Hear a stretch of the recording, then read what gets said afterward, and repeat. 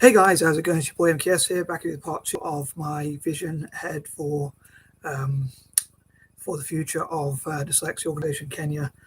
Excuse me. And yeah, I hope you checked out part 1. If you haven't already done so, please out.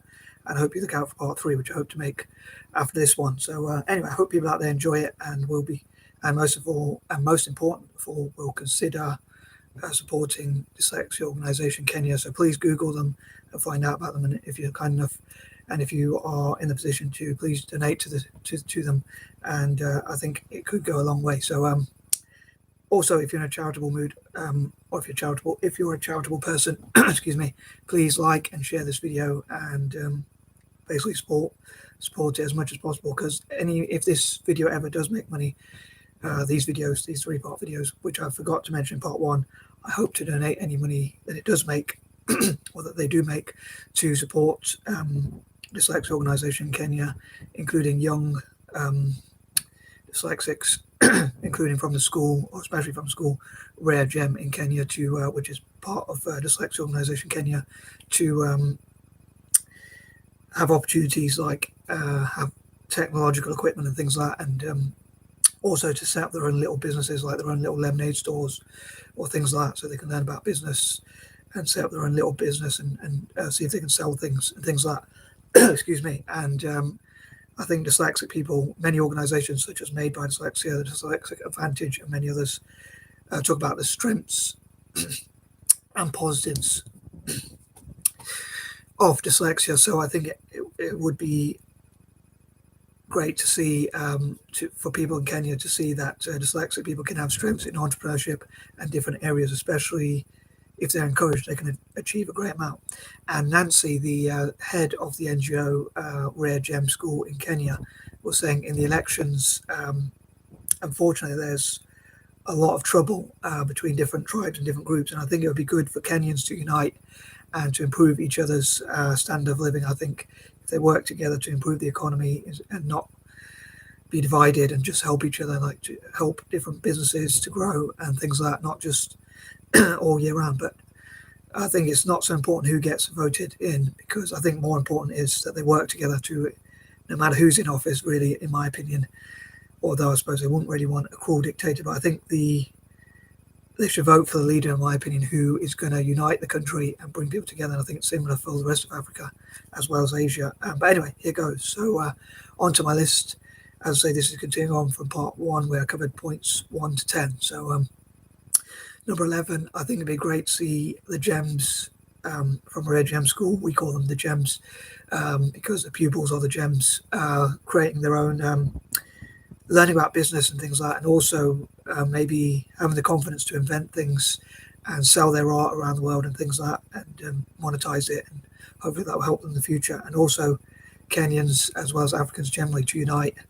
And I think it'd be great to change the perception of dyslexia and related conditions such as autism and A.D.H.D across Kenya and across Africa as well as Asia, and for them to network with schools across Africa and Asia, dyslexia-friendly organizations around the world as well, and especially in Africa and Asia. And as Africa and Asia have in common that they were both colonized. So I think it'd be great to see them network together, and even schools across Ireland and other countries that were colonized and emerging, and also emerging markets generally and things like that. But again, changing the perception of dyslexia and helping dyslexic inventors and that sort of thing. Number 12, I normally share videos with from YouTube with Africa's dyslexics and Asia's dyslexics as well, to inspire them. So to talk about success stories from dyslexics, and I hope to continue to share those videos, and hopefully they'll take notes on them and share what they've learned. I also share general motivational videos, not just dyslexia related, such as different YouTube channels like Evan Carmichael's YouTube channel, where he talks about what it takes to be a successful entrepreneur and things like that. So yeah, but also I dream that mentors, role models, teachers, trainers, volunteers, and other people like that will go to Rare Gem to support them in creating, in mentoring them and things like that. Number 13, I hope that people will acknowledge that although dyslexic people have many weaknesses and things where we're we struggle, like reading, writing, arithmetic, academia, and things like that, we also do have many strengths. So I hope they'll acknowledge both sides of those. Number 14, hopefully, one of the strengths dyslexic people have is problem solving. So I hope that people from Kenya and across Africa and Asia, as I say, will learn that if you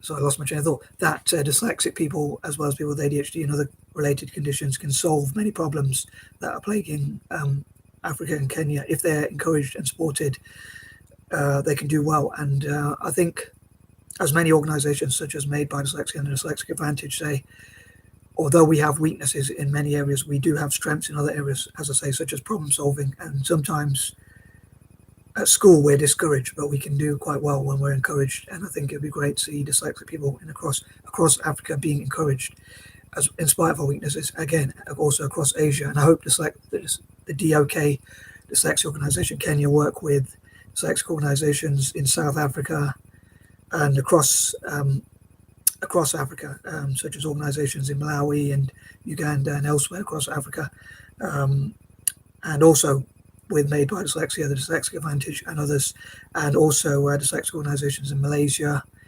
India, Indonesia, and Singapore, the D.A.S, which is Dyslexia Association, of Singapore. And I think that they could learn a lot from each other, and whatever ideas are shared in this video could also be applied to those organizations and schools and things like that. Number 15,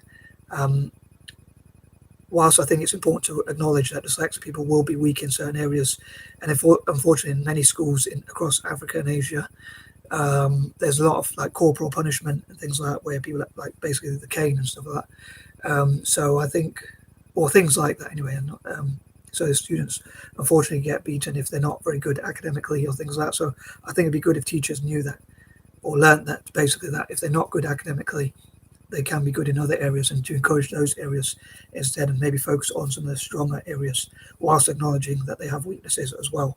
And when they're not good at those things, it's not because they're being lazy, but we do have weaknesses, as someone who's slightly dyslexic myself, in those areas.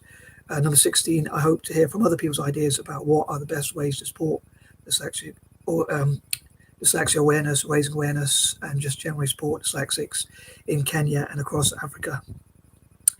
And again, how they can network with others, and what ways you yourself, if you're watching this, might wish to support them. Again, any suggestions, donations, advice, ideas, mentorship, teaching, training, or anything like that would be more than welcome, I'm sure, by them as well as myself, and I thank you on their behalf. Number 17, I think it'd be great to learn about things like dyslexia and imagination, and the success stories of dyslexic and ADHD entrepreneurs, and areas where people are with autism and other conditions like that, where they do well. Again, success stories from autistics, dyslexics, and people with ADHD, as well as related conditions. Number 18, hopefully, people in Africa and across Africa, Ireland, and Asia will have more positive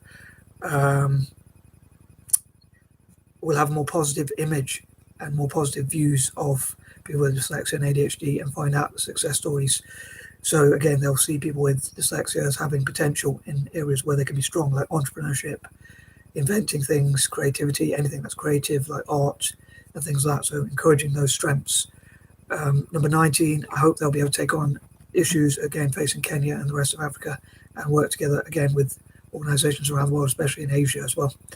And number 20, I think it'd be great if older dyslexic people who have done well again share their success stories and inspire people from Rare Gem and dyslexics of all ages across Africa, Kenya, and all over Asia and Africa. And I am out. Peace out.